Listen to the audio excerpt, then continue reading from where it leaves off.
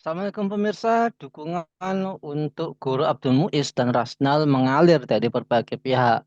Para siswa menggalang donasi untuk mereka, sedangkan Persatuan Guru Republik Indonesia atau PGRI telah mengajukan gerasi kepada Presiden. Nah, sebelumnya kedua guru tersebut mengalami pemberhentian tidak dengan hormat atau PDDH yang merupakan buntut dari penarikan sumbangan komite sebesar 200 ribu rupiah, maaf 20 ribu rupiah yang digunakan untuk membantu para guru honorer yang sudah beberapa bulan tidak digaji. Nah, sayangnya niat baik tersebut dianggap tidak baik oleh beberapa pihak, dianggap sebagai tindakan pungli, sehingga kedua guru SMA Negeri 1 Luwu Utara Sulawesi Selatan tersebut dijatuhi sanksi. Nah, kenapa guru yang membantu guru honorer ini dihukum?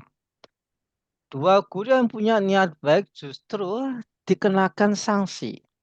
Nah, langkah apa yang semestinya ditempuh agar kejadian yang serupa tidak terulang lagi? Nah, untuk Masnya, kami terhubung dengan Dr. Ahmad Sastra. Assalamualaikum, dokter. Waalaikumsalam warahmatullahi wabarakatuh, Mas Nana. Iya, Bung Sastra. Kasihan banget ya Pak Muiz dan Pak Rasnal ini. Ya, niat mereka mau membantu jarang loh ya. Orang-orang di zaman sekarang punya kepedulian terhadap guru-guru honorer sehingga dia tuh sampai mengorbankan dirinya sampai kena sanksi segala demi pemenuhan hak-hak dari guru honorer yang memang udah berapa bulan nggak digaji ini. Nah, apakah seharusnya pemerintah mengevaluasi kembali terkait dengan prosedur hukum dan birokrasi yang menyebabkan guru yang membantu guru-guru honorer ini dipidana, gitu, supaya nggak dipidana lagi maksudnya. Lah, gimana ini Bung Sastra? Iya, Assalamualaikum warahmatullahi wabarakatuh, Mas Anang. Jadi kasus ini eh, memberikan setidaknya 4 konfirmasi kepada kita ya. Memang kita ini kan tinggal di Indonesia ya, yang selalu lekat dengan persoalan-persoalan, lekat dengan kerumitan-kerumitan gitu. Apa sih yang nggak rumit di negeri kita ini, gitu kan ya. Nah, kalau kita lihat kasus ini, pertama kita lihat betapa nasib guru honorer itu yang memprihatinkan, itu menyedihkan. Honornya berapa sih? Nah, kadang kan kalau kita lihat tuh ada yang honornya 300 ribu. Nah, kalau 300 ribu belum dibayar, terus dia punya keluarga, dia punya anak, itu padahal guru loh ya, guru itu seseorang yang begitu mulia, yang selalu bicara masa depan. Memang guru tuh seringkali tidak memikirkan dirinya sendiri. Saking tulusnya, saking baiknya, saking dia pengen negerinya baik, dia menyiapkan generasi. Ini mungkin satu profesi mungkin paling mulia ya di antara profesi yang lain ya, bukan tidak penting.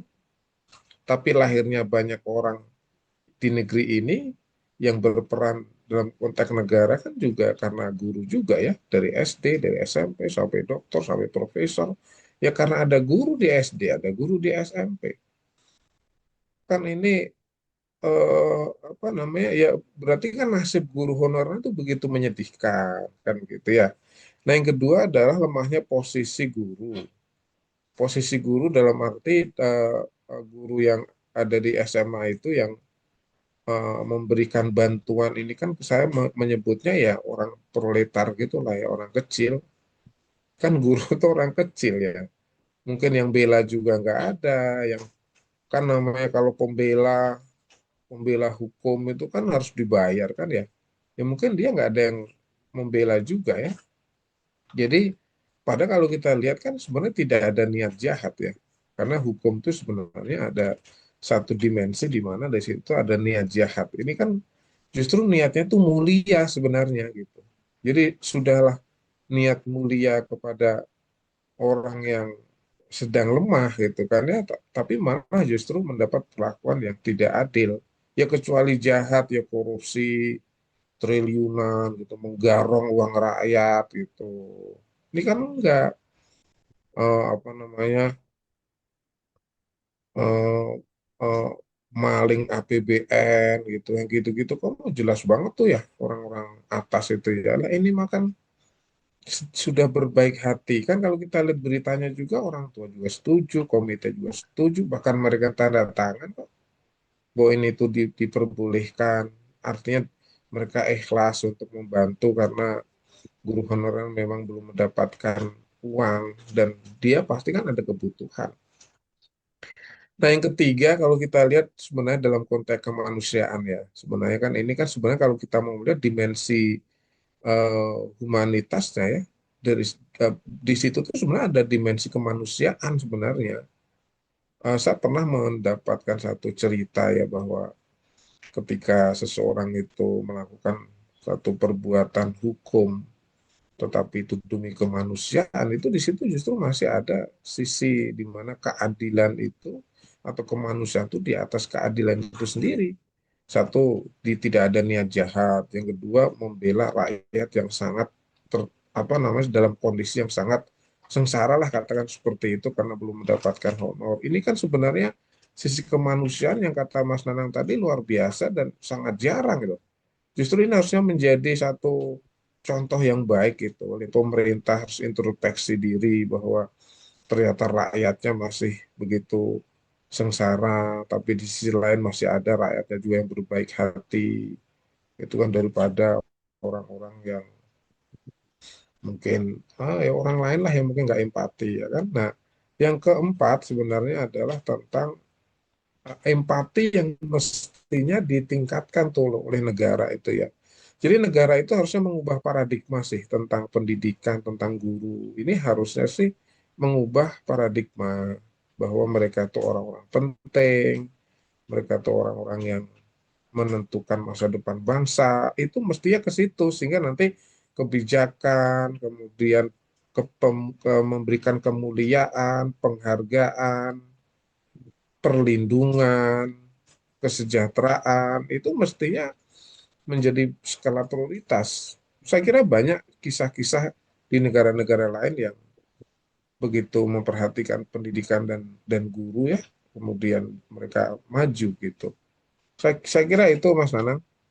Ya, Bung Sastra, ini alhamdulillahnya Presiden Prabowo secara langsung turun tangan dan memberikan rehabilitasi, kemudian memulihkan nama baik dan status keduanya.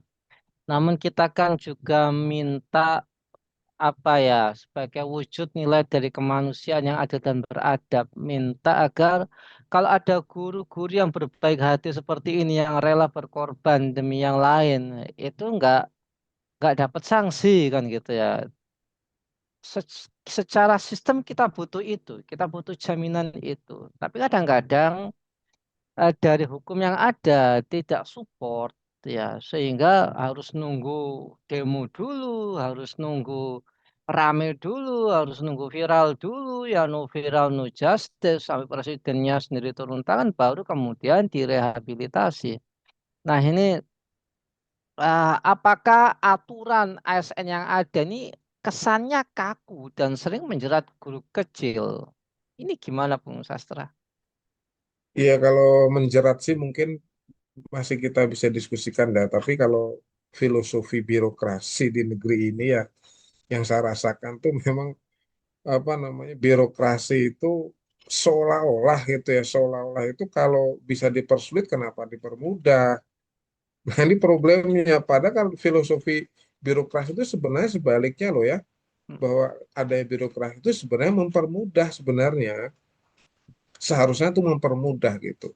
Jadi semua bisa tertib tapi mempermudah, karena kan harusnya pakai logika, kalau nggak ada birokrasi kan berarti berantakan nih. Nah kalau ada birokrasi kan berarti tertib, mudah, simple kan gitu kan ya. Seharusnya kan begitu. Nah bahkan di dalam Islam ini ya, dalam agama Islam tuh bahkan Allah itu memudahkan hambanya loh. Islam itu bahkan memberikan kemudahan-kemudahan. Lah masa manusia kemudian mempersulit ya kan dengan aturan-aturan yang sangat kaku gitu. Kemudian apa namanya ya ada jebakan-jebakan administratif belaka sehingga kalau namanya administratif belaka itu kan dimensi yang lain tuh kan kemudian seolah terabaikan tuh ya dimensi spiritual, dimensi kemanusiaan yang dalam kasus ini kan sebenarnya dimensi kemanusiaan itu menjadi terabaikan gara-gara birokrasi yang sifatnya administratif gitu. Oh ini hitam putih kaku begitu kan ya. Nah ini justru problem tersendiri juga begitu kering kan ya hukum itu kan begitu kering. Apa nilai-nilai itu kan menjadi nggak muncul di situ kan ya. Nah sebenarnya saya banyak juga sih teman-teman bercerita tentang apa namanya birokrasi. Ada juga yang berpendapat kenapa sih apa namanya ya contoh kayak kayak guru, dosen, peneliti. Saya pernah dapat cerita dari almarhum Profesor Azumadi Azra itu ya beliau katakan begini, kenapa sih kita itu harus datang ke kantor kemudian apa namanya absen gitu? Kenapa kok peneliti itu nggak diberikan kebebasan untuk yang penting kreativitasnya itu loh, produktivitasnya itu yang paling penting gitu. Bukan hadirnya itu.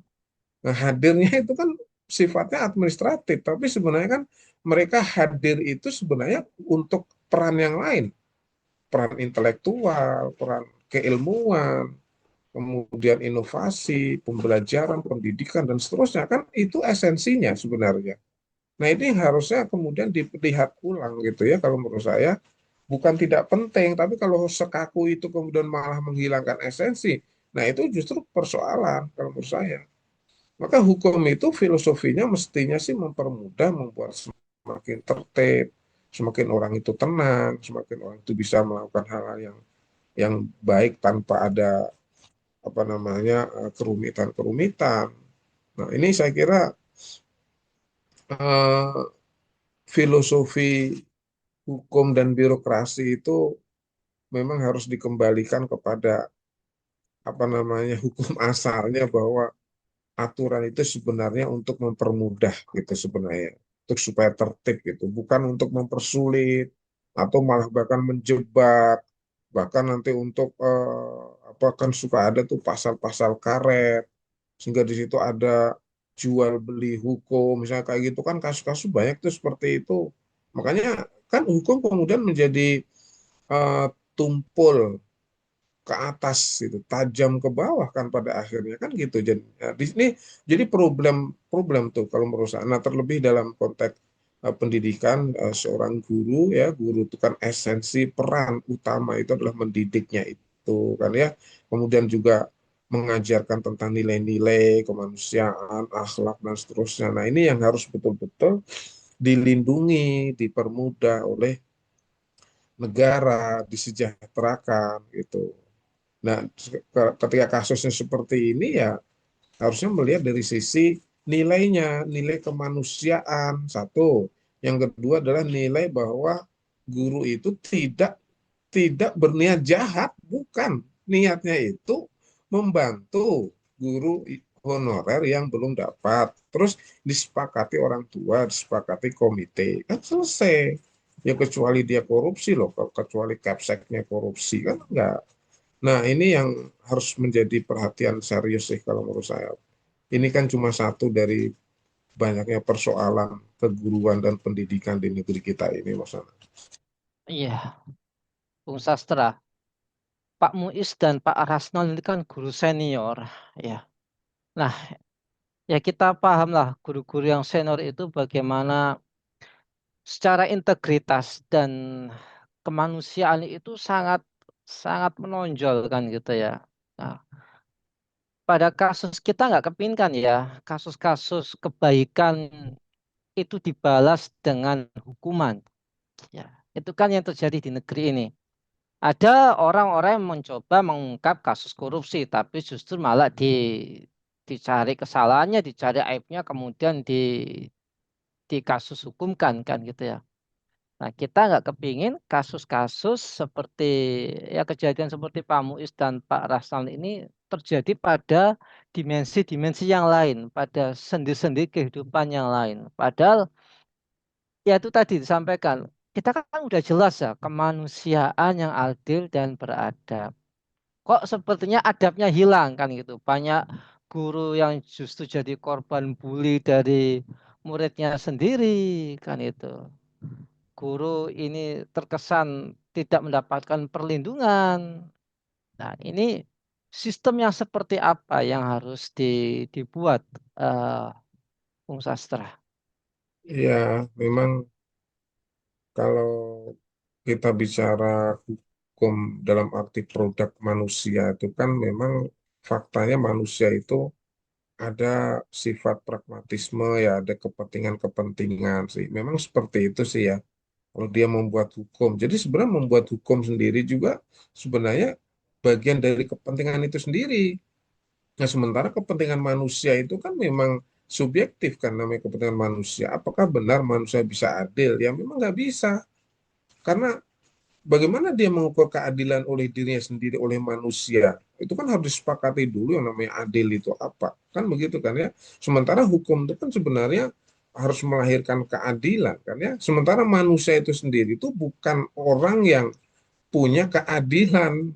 Manusia itu bukan. Manusia itu harusnya mengikuti apa konsep keadilan seharusnya begitu. Bukan manusia itu dia punya punya apa namanya kemampuan untuk berbuat adil gitu. Makanya namanya manusia itu kan justru yang ada adalah kepentingan-kepentingan. Nah, itu kan ya.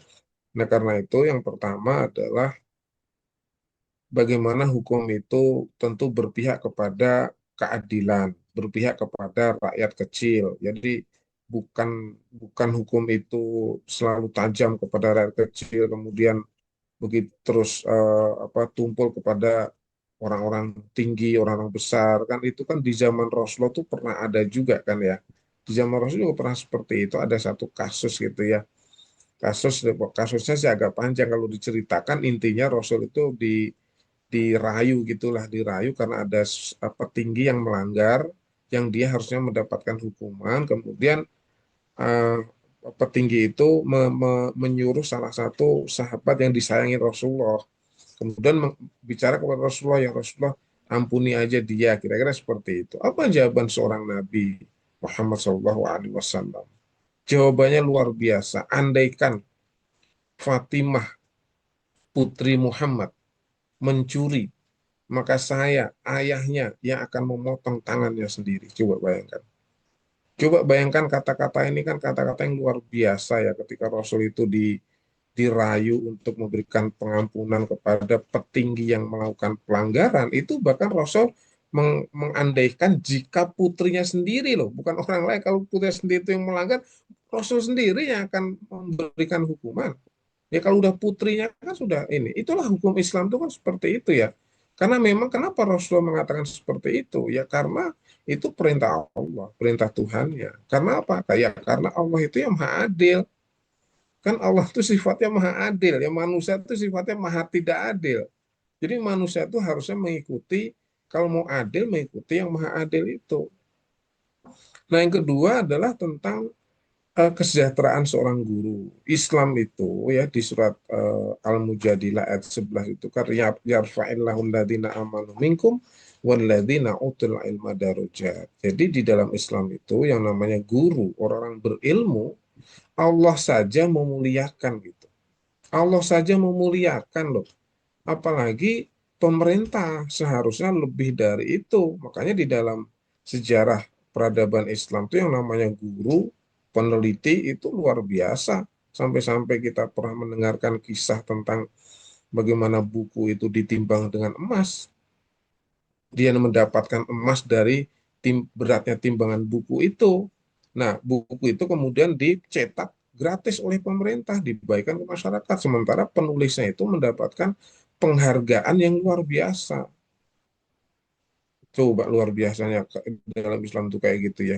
Ketika dulu perang apa tuh di zaman Rasul itu, Rasul justru para tawanan itu kalau mau bebas, kemudian memberikan ilmu kepada umat Islam waktu itu. Jadi ilmu-ilmu juga tuh ya kan.